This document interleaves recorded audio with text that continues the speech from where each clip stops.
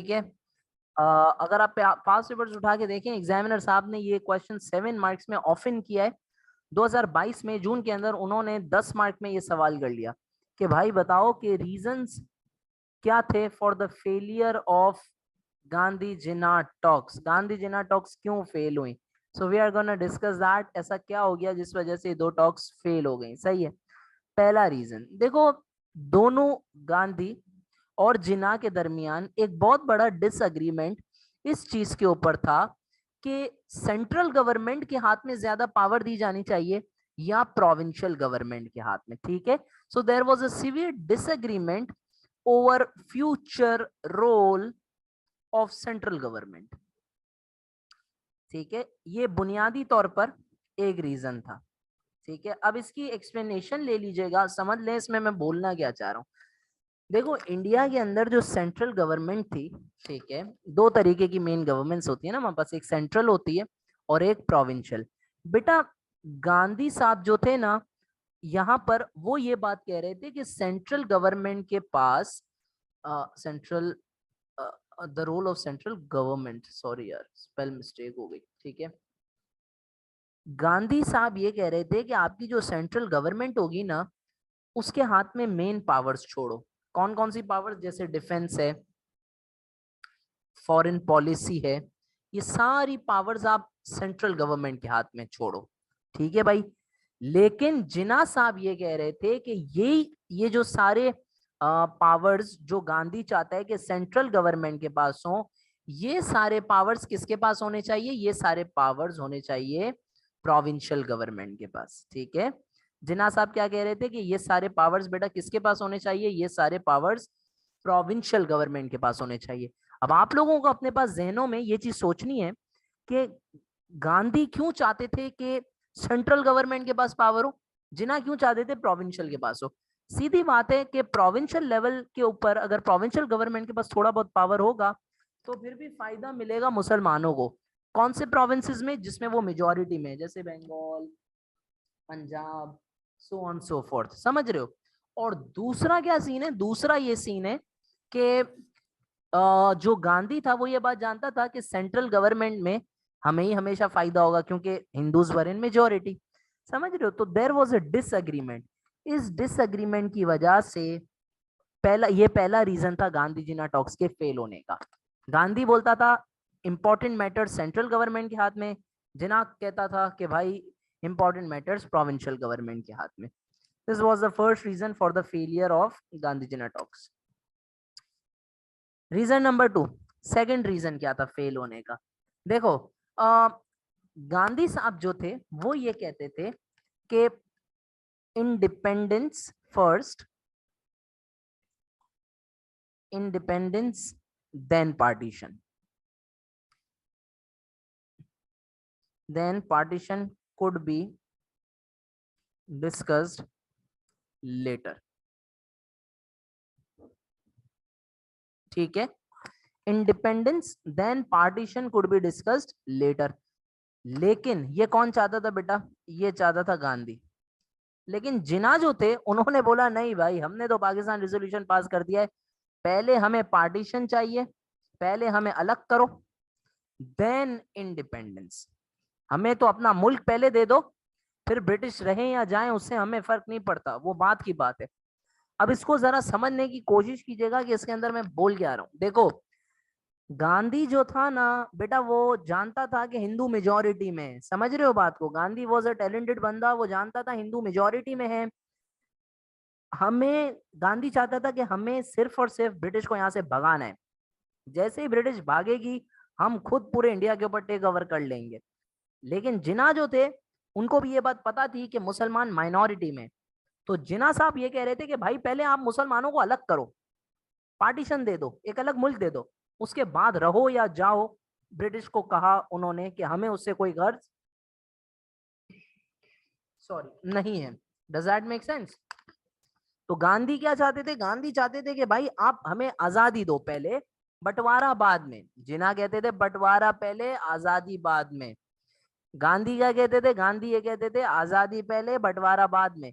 क्योंकि Gandhi was very smart, he new कि जैसे ही मुझे इंडिपेंडेंस मिलेगा मैं टोपी घुमा दूंगा और पार्टीशन इंडिया को टूटने नहीं दूंगा, क्योंकि बेटा गांधी हमेशा से क्या चाहते थे, यूनिफाइड इंडिया, हमेशा से भारत एक, ठीक है। लेकिन जिन्ना को पता था कि गांधी यही करेगा, तो जिन्ना ने क्या कहा, जिन्ना ने बोला भाई पहले हमें बंटवारा कर दो, आजादी की जो है ना वो बात बाद में करेंगे। तो this became the second dispute in the Gandhi Jinnah talks.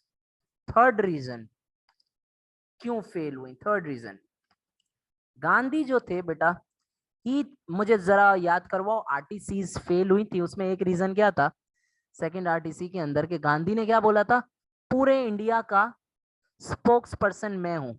Gandhi क्या कह रहा था बेटा, गांधी ये कह रहा था कि I am sole spokesperson of India, ठीक है, I am what, I am sole spokesperson of India, पूरे इंडिया का स्पोक्स पर्सन मैं हूं। बेटा ये कौन कह रहा था, बेटा ये गांधी कह रहा था। गांधी बेटा क्या कह रहा था, गांधी ये कह रहा था पूरे इंडिया का सोल स्पोक्स पर्सन मैं हूं, मैं चौधरी हूं पूरे इंडिया का, सही है भाई। लेकिन जिन्ना साहब ने ये कहा नहीं ऐसा नहीं है, आप सिर्फ किसके हो, आप सिर्फ कांग्रेस के रिप्रेजेंटेटिव हो, ठीक है। तो जिन्ना साहब ने गांधी को ये रिमाइंड करवाया, reminded Gandhi that that he is only Congress representative, वो सिर्फ और सिर्फ कांग्रेस के स्पोक्स पर्सन है, कांग्रेस के रिप्रेजेंटेटिव हैं।